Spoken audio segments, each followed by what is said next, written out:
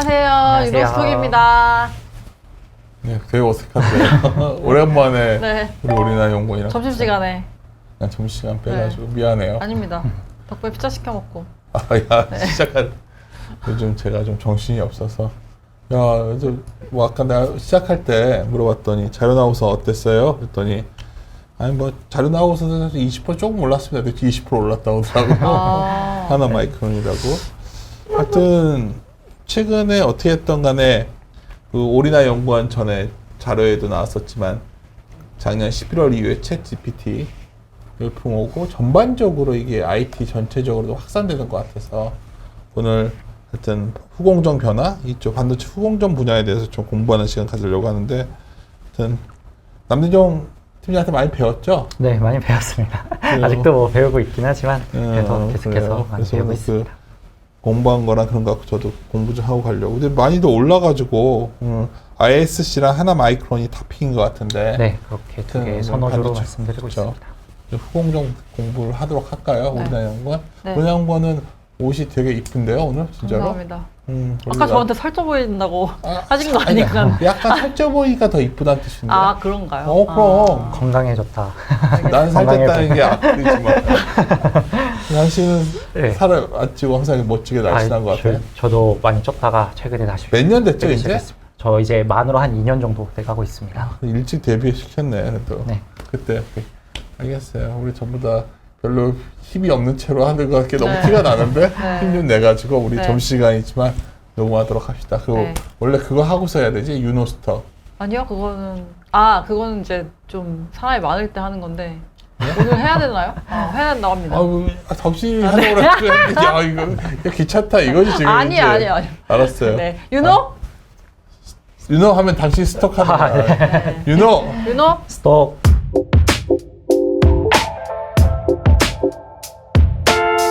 최근에 이제 뭐 AI 칩도 관련 그래도 그렇고 좀 후공정 쪽에서 반도체 쪽에서 많이 주목도가 높아지고 있어요. 후공 쪽이 좀 아무래도 이런 관련 주식들도 많이 최근에 급상승을 보이고. 왜 후공정이 많이 하고 중요해지는 거야? 아무래도 이제 전공정 쪽으로 더 이상 판계 좀 발전하기에 좀 어려움도 있고 이렇다 보니 그동안 좀 외면시 되었던 후공 쪽에 많이 몰리는 것도 있고요. 이게 칩은 막 요즘에 쌓고 막 여러 개 놓고 이러잖아요. 그러니까 이걸 연결하는 방식에 있어서 중요도가 많이 높아지고 있다. 이런 대목적으로 보시면 될 것 같습니다. 네, 그럼 좀 본격적으로 좀 시작을 하자면 13페이지 좀 봐주시면 감사하겠습니다. 뭐 후공정이 그래서 말씀하신 대로 왜 중요하고 있는지 좀 간략히 살펴보자면 그림 7번을 보시면은 이제 원래 후공정이라는 이거 기술 자체가 기판이랑 칩셋이 있잖아요. 원래 기판 위에 칩셋이 올라가는데 이 칩셋과 기판 사이의 노드 격차를 완화시켜주기 위해서 원래 후공정이라는 기술이 좀 쓰였었어요. 그래서 보시면 위에가 칩셋 그리고 아래가 이제 기판 쪽이라고 해서 위에가 전공정, 아래가 후공정이라고 보시면 될 것 같습니다. 이게 과거에는 한 50배 수준에 불과했거든요. 둘 사이의 격차가. 근데 전공정 쪽이 훨씬 더 뭐 캐펙스, R&D 이렇게 집중이 되면서 빠르게 발전한 반면 이제 후공정인 기판 쪽에서는 좀 상당히 더 이게 발전이 되었어요. 그렇다 보니 이 격차가 현재는 막 600배 수준까지 크게 좀 벌어진 거죠. 그렇다 보니 뭐 저희가 와이어로 반도체 칩을 붙이던 것을 뭐 동그란 범프를 사용해서 이용을 한다든지 해서 플리치 BJ, 플리치 CSP라는 뭐 패키지 기판이 이러한 대목에서 좀 쓰였다 정도 배경으로 보시면 될 것 같고 아래쪽에 그림 8번 보시면 근데 이제 전공정 쪽에서 좀 문제가 발생을 했는데 아무래도 선단공정 쪽으로 넘어가다 보니 개발에 대한 난이도가 올라가면서 비용도 증가를 하고 시간도 오래 걸리는 그런 좀 문제에 도달을 하게 되었습니다. 야, 근데 잘 못 알아들으실 것 같은데 어려워서. 오늘 한번 다 알아들으세요? 아니요. 아는 척하고 자꾸 있으니까 힘든데 약간 더 쉽게 지금, 예, 알겠습니다. 좀 다음 페이지 좀 봐주시면은 여기 좀 다시 설명해 주세요. 이게 좀 아무래도 선단공정 쪽으로 넘어가다 보면은 이게 저희가 10에서 9로 넘어가는 거랑 또 2에서 1로 넘어가는 건 상당히 큰 차이잖아요. 10에서 9는 뭐 10% 같은 1이어도 10%지만 2에서 1은 50%가 되잖아요.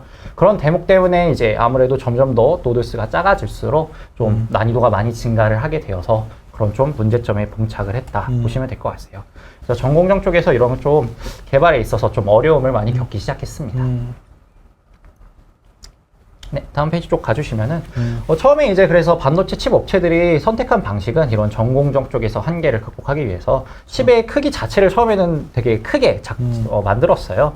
근데 이것은 좀 크게 두 가지 문제에 또다시 뭐 직면을 하게 됐는데, 처음에는 이 레티클 리밋이라는 것을 좀 도달했는데, 이걸 좀 쉽게 설명드리자면은 저희가 반도체 패턴을 새길 때 이 포토마스크를 통해서 새기잖아요. 근데 이 포토마스크가 정해진 규격이 있어요. 따라서 이 포토마스크를 통해서 새길 수 있는 최대 크기의 다이 크기가 있는데, 그게 좀 이제 아무래도 다이 크기를 점점 더 늘려오다 보니 이게 최대 상태까지 도달을 했다라고 좀 보시면 될 것 같습니다. 또 그림 10번을 보시면은 이제 아무래도 현단공정 쪽으로 갈수록 비용이 상당히 올라가는 것을 확인할 수 있는데, 이게 패턴이 점점 더 미세해질수록 동일 면적당 새겨지는 패턴의 숫자가 많아지게 되잖아요. 그렇다 보니 아무래도 이게 패턴이 하나라도 좀 잘못되면은 그 부분을 전체 못 쓴다는 문제 때문에 좀 현단공정 쪽으로 갈수록 다이당 비용이 좀 빠르게 증가하는 그런 문제에 좀 도달을 하게 되었습니다. 좀 아래쪽 한번 봐주시면은요. 그래서 저희가 좀 대표적인 이제 어드밴스 패키징 기술이라 잘 알고 계실 수도 있는데, AMD가 이제 칩렉 기술이라는 걸 쓰기 시작을 했어요. 이게 무슨 기술이냐면, 기존에 뭐 반도체 업체들이 하나의 큰 칩셋을 만들기 시작했다 그랬잖아요. 근데 이거를 여러 개로 짧게 나눠서 제조하는 방식입니다. 이게 뭐 칩을 심지어 따로 제조를 해야 되고, 그리고 서로 이어붙여주는 패키지 비용이 좀 추가로 발생함에도 불구하고, 실제 뭐 하나의 큰 칩 만드는 것 대비 훨씬 더 이게 수율이 잘 나오다 보니 결과적으로는 비용에 있어서 절감 효과도 없고 성능에 좀 우위도 얻을 수 있었다, 이런 좀 느낌을 보시면 될 것 같습니다. 다음 페이지 쪽에 그림 13번을 좀 보시면은 아무래도 이런 기술들이 좀 시작이 되다 보니 어드밴스 패키징, 즉 이제 아주 고사양 반도체 쪽 패키징하는 쪽에 좀 캐펙스가 많이 집중이 되기 시작했어요. 대표적으로 TSMC 같은 경우에는 21년에 여기 ASE, Mco, JCET들은 이제 각각 대만, 미국, 중국에 있는 오사트 업체들이거든요. 이 오사트 업체들이 원래 패키징을 주로 하고 있었는데, TSMC가 여기에 자기네가 자체적으로 소화하겠다고 좀 캐펙스를 갑자기 확 투자를 하기 시작한 거죠. 그리고 심지어 작년 같은 경우에도 우측에 그림 14번을 보시면 뭐 인텔 그리고 삼성전자도 이제 막대한 금액을 호공정 쪽에 투자를 하기 시작하면서 이쪽에 상당히 시장의 성장성이나 괴화가 빠르게 이루어지기 시작했습니다. 옛날에는 뭐 전공정 외에는 관심 없었는데. 그렇죠. 사실 과거에는 후공정은 뭐 테스트 정도. 네, 후공정이 막 그렇게 부가가치가 높은 산업은 아니었었어요. 사실 정홍신 연구원이 좋아하는 리노도 어떻게 보면 후공정. 그렇죠. 많이 과거에 조금 그렇게 해서 밸류를 많이 못 받았었는데, 최근에 이제 중요도 높아짐에 따라 리노도 많이 밸류를 받고 이쪽이 좀 갈수록 밸류체인 쪽으로 주목이 많이 되고 있습니다. 네, 다음 페이지 쪽에 17페이지 쪽 한번 봐주시면요. 아니 이게 핵심이죠, 뭐. 네. 저희가 뭐 어드밴스 패키징 하는데 정확히 어떠한 기술이 있느냐를 좀 살펴볼 차례인데요. 제가 크게 세 가지 기술을 좀 설명드리려고 해요. 이 처음에 말하는 게 이제 팬아웃 웨이퍼 레벨 패키지 기술인데, 좀 차근차근 설명을 하자 그러면, 저희가 보통 스마트폰 들어가는 AP 이런 데 좀 많이 쓰인다고 보시면 될 것 같아요. 아이폰 AP 생산할 때도 이러한 방식으로 좀 생산이 되거든요. 스마트폰 같은 경우에는 아무래도 단일 품목 그리고 양산품이다 보니, 그리고 또 공간이 한정되어 있다 보니 뭐 원가 절감 그리고 생산에 대한 효율성 이런 데 좀 초점이 기술이 많이 맞춰져 있었습니다. 이게 뭐 팬아웃 웨이퍼 레벨 패키지라고 좀 되게 기술 이름이 어렵잖아요. 그래서 좀 하나하나 살펴보자 라고 봤을 때, 아래쪽에 그림 16번을 한번 봐주시면요. 이 WLP 부분을 좀 먼저 살펴보자 해요. 이 전통적인 패키징 방식 같은 경우에는요, 실리콘 웨이퍼를 이걸 잘라서 하나하나 기판 위에 올려놓고 패키징을 했었습니다. 근데 이 WLP라는 방식은요, 실리콘 웨이퍼 상태에서 이 기판 대신에 RDL은 재배선층을 쫙 해가지고 한 번에 패키징을 한다는 게 좀 중요해요. 한 번에 패키징을 하고 이걸 잘라서 바로 칩셋의 용도로 사용을 하는 겁니다. 아무래도 이제 패키징을 뭐 하나 하던 것을 한 번에 쫙 진행을 하다 보니 되게 생산에 있어서 효율성도 좋고 원가를 절감할 수 있는 그런 좀 장점들이 있었습니다. 네, 다음 페이지 쪽에 예. 하면 지금 속으로 듣다가 뭔 소리 하는 사람들이 많을 것 같아요. 가장 기본적인 네. 경우는 패키징이라는 걸 설명을 해드려야 될 것 같아요. 아, 패키징이요? 이게 그치. 웃을 게 아니라 네. 잘들 모르세요. 네, 패키징 쪽을 좀 원래는 이제 과거에 저희가 제일 잘 알고 있던 패키징은 진짜 말 그대로 포장하는 거라고 보시면 돼요. 원래 이게 칩셋이 단독으로 쓸 수 없고 기판 위에 놓고 이게 충격이나 이런 것에 보호할 수 있도록 포장을 한번 해줘야 되거든요. 근데 이제 과거에는 이렇게 단순 포장하는 기술에 불과했던 것이 이제 점점 더 이쪽에서 발전이 되다 보니 성능의 효율도 올릴 수 있고 원가를 절감을 할 수도 있고 이런 식으로 좀 기술이 발전이 되고 있는 양상이라고 보시면 돼요. 어쩌면 지금은 굉장히 중요한 분야가 된 거죠, 이제. 그렇죠. 최근에 많이 주목을 받고 있고 그렇죠. 네. 그래서 좀 17페이지 쪽을 한번 봐주시면은요. 그 그림 17번 쪽에 네, 한번 봐주시면요. 이제 아까 WLP 부분을 봤으니 이 팬아웃 부분을 좀 살펴보면 기존에는 이제 이 WLP라는 기술이 팬인이란 방식으로 좀 쓰였었어요. 이 팬인 방식이란 저희가 저기 다이라고 보이는 게 칩셋 부분이라고 할 수 있거든요. 거기 안에 동그란 이 원들이 있잖아요. 이게 범프라 그래서 이게 저 범프를 통해서 데이터가 왔다 갔다 하는 거예요. 칩셋이랑. 근데 아무래도 이 칩셋이 점점 더 고사양화가 되고 점점 더 작아지다 보니 범프를 배치할 수 있는 숫자는 필요한 거는 많은데 공간이 더더욱 작아지고 있습니다. 그렇다 보니 좀 이러한 한계를 극복을 하기 위해서 팬아웃이라는 기술을 도입을 했는데 이 팬아웃 기술 같은 경우에는 보시다시피 다이 밖에까지 이 범프를 배치할 수 있는 공간을 확장시킨 기술입니다. 그렇다 보니 이제 범프를 배치할 수 있는 공간도 더 많아지고 공간이 남다 보니 다른 다이를 올려서 서로 연결을 할 수 있다는 장점도 있고요. 이 두 기술을 활용한 팬아웃 웨이퍼 레벨 패키지 기술을 통해서 그림 58번을 보시면 이제 과거에 삼성전자와 계속해서 애플의 AP를 TSMC가 경합을 해오고 있었잖아요. 근데 16년을 기점으로 해서 이 기술을 통해서 전량 수주를 했고 이는 지금 계속까지 TSMC가 독점해서 애플의 AP를 생산하고 있습니다. 네, 다음 페이지 쪽 가주시면요. 몇 페이지? 네, 페이지요? 네, 19페이지야. 이제 팬아웃 웨이퍼 레벨 패키지 기술로 통해서 TSMC가 계속해서 독주를 하고 있자 삼성전자를 포함한 좀 경쟁사들은 이제 팬아웃 PLP라고 해서 저 네모난 패널 모양으로 패키지하는 방식에 대해서 좀 도입을 연구를 하기 시작을 했어요. 근데 아무래도 이게 네모난 모양으로 패키징을 하다 보니 생산에 대해서 효율성도 좋고 또 원재료도 아낄 수 있다는 이런 장점들이 있었지만 공간 같은 관리도 되니까 저 안에. 네. 그런 장점들이 있었지만 사실 기존의 모든 반도체 장비가 원형 웨이퍼에 좀 그치. 많이 최적화가 되어 있었잖아요. 얘는 아웃시 뉴스 나오는 거 보면은 그 웨이퍼가 이렇게 동그랗게 생겼으니까. 네. 저렇게 원형의 웨이퍼에 맞춰져 있다 보니 사실 이 기술 좀 변형을 아주 단순해 보이지만 상당히 미세한 작업이라 어려운 기술이거든요. 그 부분에 있어서도 어려움이 있었고 좀 아래쪽에 그림 20번을 한번 봐주시면은요. 이거 좀 PLP를 좀 시도한 기업들이 되게 다수의 기업들이 있었어요. 근데 여기 기업들이 한꺼번에 통일을 해서 통일된 규격으로 진행을 한 게 아니라 다 제각각으로 개발을 시도를 했어요. 그러다 보니 아무래도 기술의 개발이 좀 상당히 더디게 진행이 되었습니다. 그렇다 보니 오른쪽에 그림 21번을 보시면 이 팬아웃 시장 쪽에서 TSMC가 주력으로 사용하고 있는 WLP 기술 대비 이 PLP 기술에 대한 침투율도 상당히 저조할 걸로 좀 전망이 되고 있습니다. 다음 페이지에 한 21페이지 쪽 한번 봐주시면은요. 이제 코어스 패키징이라고 저희가 이걸 많이 부르거든요. 여기가 사실 좀 많이 중요하고 사람들이 많이 주목을 하는 부분이에요. 사실 아까 말했던 기술은 좀 시간이 되기도 해서 좀 알려진 기술이었다면은 이 코어스 패키징 자체가 저희가 잘 아는 AI용 칩 그리고 데이터 센터용 CPU, GPU, 애플의 M2 이런 고사양 칩들이 대부분 다 이런 방식으로 패키징 된다고 보시면 될 것 같습니다. 이 기술이 좀 칩온, 웨이폰, 서브스트레이트라고 상당히 복잡한 이름으로 되어 있는데요. 이걸 좀 구조를 하나하나 좀 살펴보자면은, 그림 25번을 보시면은 가장 왼쪽에 이제 D램을 적층한 HBM이 있고요. 그 오른쪽에는 CPU, GPU 같은 로직 칩이 있습니다. 그리고 아래 범프를 통해서 실리콘 인터포저에 한번 연결을 해주고, 이 실리콘 인터포저는 아래에 있는 패키지 기판에 한번 또 연결을 해주고, 또 그 메인보드, 서킷보드 쪽에 최종적으로 연결을 하면서 동작을 하게 돼요. 이게 상당히 복잡해 보이는데 구조가 좀 최초의 기술부터 좀 말씀을 드리자면은 원래는 이 칩셋 자체가 가장 아래에 있는 메인보드 바로 위에 올라가면서 쓰였었거든요. 근데 이 칩셋이 점점 더 고사양화 되다 보니 가장 아래에 있는 메인보드로는 더 이상 소화가 불가능하게 되었습니다. 그래서 좀 완충 역할을 하기 위해서 이 패키지 기판이라는 게 쓰이기 시작했고요. 근데 패키지 기판으로 고사양 반도체를 좀 소화하고 있었는데 심지어 이 칩셋이 더 고사양화되고 또 심지어 다른 종류의 칩셋이 여러 개 올라가다 보니 한 번 더 완충 역할을 하기 위해서 실리콘 인터포저가 쓰이게 되었다라고 보시면 될 것 같습니다. 근데 이 실리콘 인터포저는 아무래도 실리콘 기반으로 되어 있다니 좀 고가라는 문제가 있는데 이를 좀 극복하기 위해서 기업들이 좀 노력을 하고 있어요.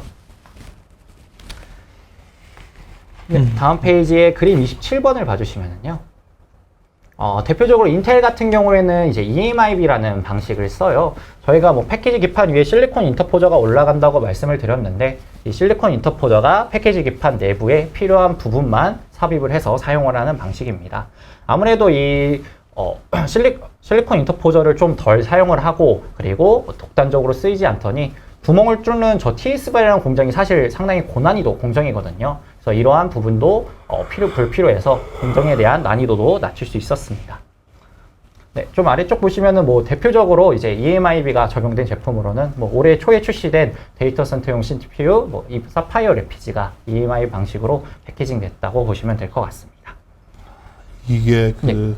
인텔 뭐 사파이어 뭐 하던 게 이거구나. 네, 저희가 막 오랜 기간 동안 염원하면서 기다려왔던 그 그러니까. 데이터 센터용 DDR5를 지원하는. 근데 이게 예. 많이 해요, 저 인텔이? 사실 그렇게까지 많이 이것 때문에 뭐 양산이 못 사람들 되고 있어요. 잘된 거라고 막 했었는데 이게 한 2년 끌지 않았나? 그렇죠. 꽤 오래 끌었죠. 근데 출시 타이밍이 참 애석한 게 사실 올해 1분기쯤에 출시했는데 지금 메모리 반도체 지금 상황의 업황이 상당히 좋지 않잖아요. 네. 그렇다 보니 아무래도 기업들이 이 DDR5에서 채택을 많이 이루고 있지는 않아요. DDR5로 많이 넘어갈 거로 생각했잖아, 지금. 네, 원래는 이제 그게 수요가 좀 빠르게 될 걸로 생각했는데 한익이 그걸 많이 하잖아요, 한익이. 네, 하이닉스가 이제 주력으로 뭐 좀 하고 있는 거는 뒤에서 좀 설명드리긴 할 텐데 HBM에 좀 요즘에 강점이 그래서 있어서 그 강점이 관심이 많은데. 많습니다. 그거예요. 뭐 맨날 하던 게 이건데 작년에 한참 반도체 그 막 급락하기 전에 이거 그쵸. 수요 있으니까 괜찮을 거라고 막 우기는 사람들 있지 않았나? 근데 좀 기대치만큼은 지금까지는 잘 안 나오고 있는 아직도 것 안 같습니다. 나오더라고. 예. 네, 하여튼 갑시다. 네, 좀 우측에 넘어가셔서요. 그림 30번을 보시면은 삼성전자도 이제 시도를 하고 있어요. 이 하이브리드 기판이라 그래서 이제 HQ 시리즈라고 해서 이름을 지어서 좀 라인업을 공유를 하고 있는데 사실 이 삼성전자의 H큐브라는 기술이 삼성전자의 독단적인 기술은 아니고 미국의 엠코랑 협업을 통해서 개발을 한 거거든요. 그래서 조금 이 비메모리 패키징 쪽에서는 아무래도 TSMC나 인텔 비해서는 살짝 뒤쳐져 있는 상태입니다. 많이 느린 것 같아서. 네, 사실 뭐 삼전이 생각보다 이쪽이 되게 느리더라고. 이쪽이 미래라고 하면서 왜 그런 거야? 아무래도 생태계 좀 차이가 있다고 생각을 해요. 뭐 후공정을 다른 대만이나 이런 미국 같은 국가들은 과거부터 꾸준히 키워왔다면은 좀 우리나라는 최근에 들어서 갑자기 막 급급하게 우리나라 좀 키우려고 하는 후공정 느낌? 회사가 강력한 애들이 별로 없죠. 그렇죠. 뭐 제일 좀 큰 기업이라고는 리노공업 정도가 있을 것 이거는 뭐 같고요. 테스트하는 곳이고. 그렇죠. 뭐 소켓을 하긴 하지만 그래도 좀 경쟁력이 있고요. 사실 오사트 업체들 중에서는 그렇게 아직까지는 의외로 두각을 보고 있는 왜 건 우리 없습니다. 선 전공자 회사들밖에 없는 것 같아.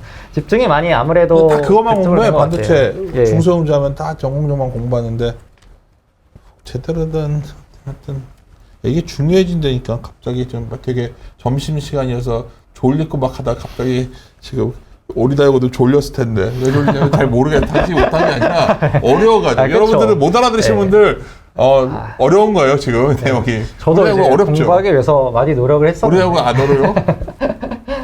다 안다고 딱 그러네. 공부 열심히 했네. 그럼요. 원래 네. 전공이 뭐였죠? 저도 문과생이라 경영학과 야 출신입니다. 경영과 출신이야 내가 다시 아래를 뽑을 때. 야 이거 진짜 열심히 했다. 네. 근데 좀 제가 그래도 이제 아무래도 문과생이다 보니 어떤 식으로 이거 공부한 거야? 뭐 언론이나 이런 뭐 논문 자료도 많이 찾아보고요. 과거에 좀 준비를 많이 했던 분들도 많고 뭐 기업들이랑도 전화해서 궁금한 것도 많이 여쭤보고 이런 식으로 배워나가고 있습니다. 이제 좀 넘어가지고 27페이지 내가 자 귀찮게 때가 확 넘어가 버리더라고. 아닙니다. 이제 좀 아무래도 중요한 부분이 여기 결국에는 HBM이잖아요. 메모리 속 좀 주요 기술. 그러니까 이게 요새 짜증 표현. 지나고 나서 알았어. 이거를. 그쵸. 사실 이게 HBM이 좀 이게 갑자기 이럴 줄 몰랐어 나는. 네, 이게 HBM3까지 지금 나왔잖아요. 근데 이게 4세대거든요. 상당히 그래, 오래된 원래- 기술이에요. 근데 원래 하이스가 이게 엄청나게 뭐 우수하다고 안 그러지 않았어? 이제 뭐 D램 쪽에서는 좀 반말 갑자기 아무래도 좀 차이가 있겠지만은 약간 기업의 전략 차이라고 보시면 될 것 같아요. 주목을 많이 받고 있고 아무래도 뭐 관련 밸류 체인 해가지고 뭐 HBM 관련 장비주들도 많이 주가가 오르고 이거 있고 완전 이쪽으로 다 네, 많이 몰려 있습니다. 관심이. 좀 이제 HBM이 아까 말씀하신 설명해줘, 대로 이거를. 좀 오래된 기술이라 그러니까. 그랬잖아요. 근데 갑자기 최근에 이렇게 왜 곽강을 그러니까. 받게 됐느냐? 결국 이게 AI라는 것 때문이거든요. 그러니까 이게 챗GPT라고 이게. 그렇죠. 결국엔 야, 챗GPT가 내가 이게 머리가 빨리 들어야 되는데. 그러니까 우리나라 연구원 자료 보면 챗GPT가 1억 명 가는 거 딱 4월까지 몇 개월 안 걸렸잖아요. 그러니까 이걸 선수 애들은 딱 4월에 그거 보고서 이걸 지르야 됐었던 거야. 근데 그쵸. 나는 그것도 모르고 하이닉스가 되겠어. 이렇게 있었으니까 진짜 미안. 갑자기 열받았어. 졸다가 열받- 갑자기 이게 공부가 요새 덜하다는 게 확실히 내가 리테일 옮긴 뒤로 공부가 확 떨어지니까 이게 내가 놓치는 것 같아. 자꾸 이런 것들을. 오케이. 그래서 HBM이 왜 갑자기 주목을 받기 시작했느냐라고 봤을 때 좀 AI라는 구조에 대해서 좀 많이 먼저 살펴봐야 될 것 같아요. AI라는 게 결국에는 CPU보다는 GPU가 중요하거든요. 그치. 왜 CPU랑 GPU를 좀 간략히 좀 알기 쉽게 설명드리자면 CPU는 좀 하나의 복잡한 문제를 해결하는 데 최적화되어 있고 GPU는 다수의 뭐 쉬운 것들을 동시에 계산하는 데 좀 장점이 있습니다. 아무래도 이 AI라는 것이 수많은 막 매개 변수를 동시에 막 계산하고 데이터 병렬로 딱 주고받잖아요. 하는 거잖아. 네, 병렬 처리를 하다 보니 병렬 처리하는 GPU가 좀 중요하게 됐습니다. 근데 이제 GPU 쪽에서는 기존에 어쨌든 HBM도 D램이잖아요. GPU 쪽에는 원래 GPU 전용 D램이라 그래서 GDDR이라는 게 좀 쓰이고 있었어요. 그러니까. 아래쪽에 그린 37번을 보시면 이것도 D램이에요. 근데 AIS는 D램이지 뭐. 그쵸. 원래는 뭐 그래픽 카드용 드램으로 그러니까. GDDR이 쓰이고 요즘에 AI용으로는 HBM이 많이 각광을 그러니까. 받고 있죠. 이게 좀 비교를 해야지 저희가 HBM이 왜 좋은지 알 수 있을 것 같잖아요. 저렇게 생긴 거구나. 네, GDDR 같은 경우에는 보시다시피 아무래도 적층이 불가능한 구조이다 보니 좀 공간에 있어서 상당히 효율성이 좋지 못해요. 이 칩셋 자체가 크게 형성이 되고 뭐 HBM 같은 경우에는 아무래도 적층이 가능하다 보니 좀 공간에 있어서 효율성이 좀 좋다는 그런 장점이 있습니다. 그래서 좀 아래쪽에 그림 쪽 봐주시면은요. 좀 내리면. 네, 이게 뭐 저희가 잘 아는 엔비디아의 각각 그래픽 카드인데 왼쪽이 이제 GDDR을 통해서 생산된 거고 오른쪽이 HBM이에요. 확연히 이제 칩셋 크기 차이가 HBM 활용하면 좀 작게 만들 수 있다. 엔비디아가 삼성전자라도 저거 하겠다는 거 아닌가? 일단은 뭐 언론 보도는 삼성 파운드리도 같이 쓸 수 있다로 나왔는데 그거는 조금은 시간은 한번 두고 그걸 봐야 될 것 동의를 같습니다. 구하는데 그렇게 말해버리네. 저게 계속 커질 것 같죠? 네, 아무래도 이쪽 시장이 계속해서 주목을 받고 있다 보니까요. 네, 다음 페이지에 표 3번을 보시면요. 사실 이게 HBM의 가장 핵심 품목의 장점이라고 볼 수 있어요. 아까 제가 AI가 뭐 아무래도 수많은 데이터가 계속 왔다 갔다 해야 된다 그랬잖아요. 그렇다 보니 이 데이터의 통로, 뭐 속도 이런 게 중요한데 그 부분이 약간 D램 쪽에서는 대역폭이라고 표현을 해요. 이 전체 대역폭에 있어서 HBM이 장점이 있다라는 거죠. 뭐 가장 최신 칩인 GDDR6랑 HBM3를 좀 비교를 하자면 이 통로당 속도, 즉 핀당 속도는 HBM이 절반 수준에 불과합니다. 하지만 핀의 수, 즉 이 통로의 속도가 GDDR6 같은 경우에는 32개에 불과하지만 HBM은 이 D램 하나당 저희가 TSV라 그러잖아요. 그래서 그걸로 구멍을 1024개씩 다 뚫어놨어요. 거기를 통해서 데이터를 주고받다 보니 아무래도 통로의 수가 많아서 전체 대역폭으로 비교하면은 거의 뭐 13배 가까이 더 빠른 그런 데이터를 소화할 수 있는 거죠. 광대한 데이터를 빨리 처리해야 되니까 네. 이쪽으로 가는 것 같아요. 그렇죠. 그래서 AI 때문에 HBM이 요즘에 많이 각광을 받고 있습니다. 영화 AI 기억나요? 난 되게 좋아하는데 마지막 장면에 마지막에 어떻게 됐죠? 엄마 그리워하잖아 로버트가. 그래서 잠이 들잖아. 사실 감동이란 게 없어 당신. 결말의 기억이 안 났어요. 결말엔 죽지 그 로봇이. 근데 하여튼 야 그게 그러니까 그러니까 이게 우리가 생각한 것보다 이 진화를 그러니까 뭘 우리가 이게 난 여기서 제일 희한한 게 소위 챗 GPT가 이렇게 거짓말을 많이 한다며.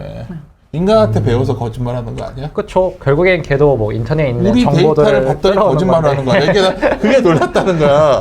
컴퓨터면 올바른 계산을 해서 그걸 갖다 올 건데 이거는 다른 거잖아. 그러니까 아니 뭐 재미도 없는 얘기. 아니 재밌었어요. 하고 어떻게 하는지 어떻게 좀 재미 좀 하려고 했더니 오리다 이거 귀찮아. 아니요 재밌었어. 오케이.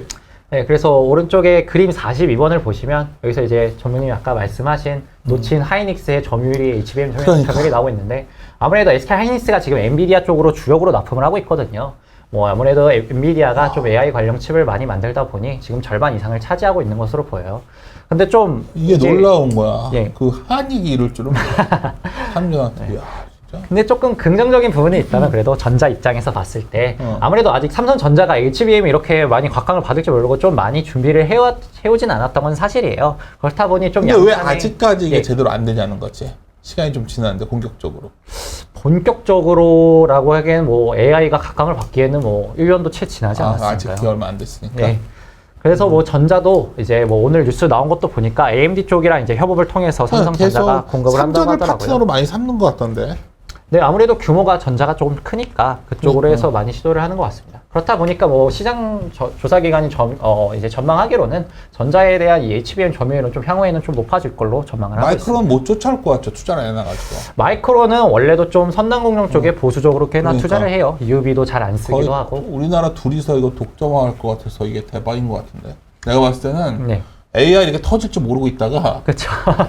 아무도 안 하고 있어. 지금 엔비디아 대박 났고 그 다음에 엔비디아가 작동되려면 이게 있어야 되잖아. 그렇죠. 결국 TSMC랑 뭐 그치. 메모리 업체들이 있어야 되는 건데 그 부분에 있어서 많이 주목을 그쵸. 받고 있습니다. 네, 그래서 그런 부분이 있다 정도로 가시면 될 것 같고 다음 페이지 30페이지 쪽 한번 봐주시면요. 이제 뭐 메모리 쪽 또 다른 주요 변화로는 DDR5를 뽑을 수 있을 것 같아요. 근데 작년에도 맨날 DDR5 넘어간다고 맨날. 저희가 참 오랫동안 기다려오긴 했는데 이번에는 진짜 하반기쯤에 빨라질 수 있지 않을까. 진짜로? 좀 마진이 많이 이게 마진이 기대하고 많이 있어요. 남죠. 아무래도 뭐 세대수가 넘어가다 보니 기술이 진화를 하고 이러니까요. 좀 하반기쯤에 좀 DDR5 채용 속도가 급격히 올라갈 걸로 기대를 하고 있는데 두 가지 있어요. 크게 이유로는 뭐 인텔의 신규 서버용 CPU가 에메랄드 래피즈라 그래서 사파이어 래피즈 다음 버전이 올해 4분기에 또 신규로 출시 예정이에요. 아무래도 뭐 업체들, 하이퍼스케일러, 뭐 서버 업체들 입장에서는 뭐 올해 초에 출시된 사파이어 래피즈가 있는데 올해 말에 신규 서버용 CPU 나오는데 근데 지금 수요도 안 좋은데 굳이 우리가 새 거 쓸 필요가 있을까? 라고 좀 많이 느끼고 있는 것 같아요. 그래서 이 올해 하반기에 나오는 MLL 래피즈를 좀 기대를 많이 하고 있습니다. 그래서 이걸 많이 기다리고 있고 또한 DDR4 중심 감상 정책으로 해서 뭐 서버 업체들의 재고 수준도 좀 4분기쯤에는 낮아질 걸로 좀 전망을 하고 있어서 아무래도 하반기에는 좀 이런 DDR5에 대한 수요가 회복될 수 있지 않을까라고 좀 기대를 하고 있습니다. 뭐 이제는 양측이 좀 아니었으면 좋겠어. 이게. 다음 페이지 쪽에 다다음 페이지 33페이지 쪽 한번 봐주시면요. DDR5 쪽에 그래서 뭐가 달라지냐라고 봤을 때 크게는 세 가지를 좀 뽑을 수 있을 것 같아요. 첫 번째로는 이제 좀 속도가 빨라졌다는 점과 두 번째로는 고용량화에 유리해졌다. 그렇죠. 고용량이 핵심이죠. 네, 세 번째로는 이제 전력 효율이 개선이 되었다는 점이에요. 근데 이 전력 효율 관련해서 좀 하나 짚고 넘어갈 이슈가 있는데 이 전력 효율을 담당하는 PMIC라는 칩이 있어요. 조금 아래쪽에 내려주시면 네, PMIC라는 칩이 있는데 이게 뭐 마더보드라고 해서 이 모듈 아래 깔리는 이쪽에 장착이 됐는데 이게 모듈에 장착이 되는 걸로 좀 기술에 그런 변화가 있었어요. 대략적으로 좀 기술의 변화가 있다 정도로 파악을 하시면 될 것 같은데 최근에 DDR5 현물 가격이 한번 올라갔던 적이 있거든요. 상승세로. 근데 그게 수요가 그때 회복이 됐던 게 아니라 아무래도 이 PMIC 관련해서 기술 변화가 있다 보니 메모리 제조업체 쪽에서 공급에 좀 문제가 있었어요. 그래서 그때 좀 공급 차질이 겪어가지고 DDR5 현물 가격이 올라갔었던 상태고 현재는 이런 공급 이슈가 많이 완화가 되어서 DDR5 자체도 뭐 다시 하락세로 추세를 전환하는 상태입니다. 네, 그 정도 좀 보시면 될 것 같고요. 마지막으로 이제 41페이지 쪽 산업글 봐주시면 되겠습니다. 이제 오사트 산업 쪽 부분이에요. 오사트 업체들은 이제 아웃소싱으로 칩 제조업체들로부터 외주화로 뭐 패키징이나 테스트를 받아서 진행하는 산업이라고 보시면 될 것 같아요. 뭐 패키징, 테스트 한 품목만 진행을 하기도 하고요. 뭐 진짜 능력이 좋고 좀 기술력이 있는 기업들은 패키징, 테스트, 뭐 메모리 같은 경우에 모듈까지 해서 풀 턴키로 소화를 하기도 하고요. 근데 이제 아무래도 뭐 삼성전자, SK 하이닉스 그리고 뭐 상위 오사트 업체들이 요즘에 캐펙스를 어드밴스 패키징 쪽에 고사양 반도체 쪽에 많이 투자를 하고 있잖아요. 그러다 보니 이게 낙수 효과로 좀 하위 오사트 업체들에게도 이어질 수 있지 않을까라고 좀 시장에 기대감이 많이 형성이 되어 있어요. 근데 저는 좀 그 수혜를 받을 수 있는 업체가 상당히 제한적일 것이라고 판단을 하고 있는데 그 이유를 좀 살펴보면은 아래 그립 55번을 한번 봐주시겠어요? 여기가 이제 ASE, Mco, JCS라고 해서 글로벌 탑3 오사트 업체들이에요. 얘네들의 매출액 추이를 보면은 뭐 꾸준히 성장세를 계속해서 이어나가고 있습니다. 네, 다음 페이지 쪽에 그림 57번을 한번 봐주시면은요. 반면 이제 국내 주요 오사트 업체들 같은 경우에는 역성장도 뭐 15%씩 나기도 하고 상당히 이런 매출액에 대한 변곡폭이 커요. 그리고 뭐 위아래 영업이익률 같은 것도 좀 비교를 해보면은 뭐 해외 같은 경우에 12% 정도까지도 나오기도 하는데 국내 같은 경우에 한 6% 내외로 상당히 마진율이 낮은 상태입니다. 이게 왜 이렇게 나타나느냐를 뽑아봤을 때 좀 크게 두 가지를 뽑을 수 있을 텐데요. 첫 번째로는 이제 주요 제품군 자체가 메모리 DDI 위주로 되어 있어요. 국내 메모리 오사트 업체들은. 두 번째로는 이제 고객사가 삼성전자 그리고 SK 하이닉스밖에 없는 거죠. 그마저도 뭐 한쪽에 치중되어 있는 경우가 대다수이고요. 좀 다음 페이지에 그림 59번을 봐주시면은요. PTI라 그래서 여기는 대만에 있는 글로벌 메모리 오사트 1위 업체예요. 해당 업체랑 국내 업체들 간의 이제 매출액 규모를 좀 비교하자라고 봤을 때 2010년에는 그래도 좀 비교할 만한 수준이었다면은 2020년에는 이런 격차가 더더욱 벌어지고 있습니다. 따라서 이런 좀 낙수 효과를 얻기 위해서는 매출액에 대한 규모를 키우는 게 좀 우선이지 않냐라고 저는 좀 생각을 하고 있습니다. 원래 SFA 반도체 하나마이크는 게 되게 이쪽으로 경쟁력 있는 회사들 아니었나요? 경쟁력이라고 한다면 뭐 메모리 쪽으로는 항상 좀 이쪽으로 경쟁력이 반도체 있다고 돌면 있을 것 항상 같아요. 뭐 같이 움직이던 회사들이잖아. 그렇죠. 여기가 이제 외주로 받는다고 말씀을 드렸잖아요. 근데 뭐 반도체 업황이 확 좋아지면 물량 생산이 확 늘어나잖아요. 그럼 아무래도 삼성전자, 하이닉스가 자체적으로 해결하지 못하는 물량이 커져서 그때 오사트 업체들의 주가가 같이 동행해서 올라간다라고 보시면 될 것 같습니다. 뭐 이러한 구조가 있다 보니 일단은 매출액에 대한 규모를 키우는 게 우선이지 않겠냐라고 좀 저는 생각을 하고 있습니다. 다다음 페이지의 45페이지의 아래쪽에 그림 좀 봐주시면요. 이게 제가 각 국가별로 칩 제조업체, 뭐 TSMC, SK 하이닉스, 뭐 삼성전자 이런 업체들의 매출액이랑 그리고 오사트 업체들의 매출액 합계를 좀 비교를 한 거예요. 대략적으로 이제 칩 제조업체에서 오사트 업체로 나오는 외주화율 정도로 생각을 하시면 될 것 같습니다. 그게 대만 같은 경우에 20%에서 30% 내외로 꽤나 많은 부분이 나와요. 반면에 국내 같은 경우에는 2% 내외로 거의 뭐 10분의 1 토막에 불과하죠. 이러다 보니까 뭐 국내 오사트 업체들이 좀 힘을 많이 그동안 못 써왔는데 이게 아무래도 어드밴스 패키징 쪽으로 캐펙스가 집중이 되면서 이 부분이 워낙에 바닥에 있다 보니 좀 올라가면서 오사트 업체들이 수혜를 보지 않을까라고 좀 많이 기대를 하고 있습니다.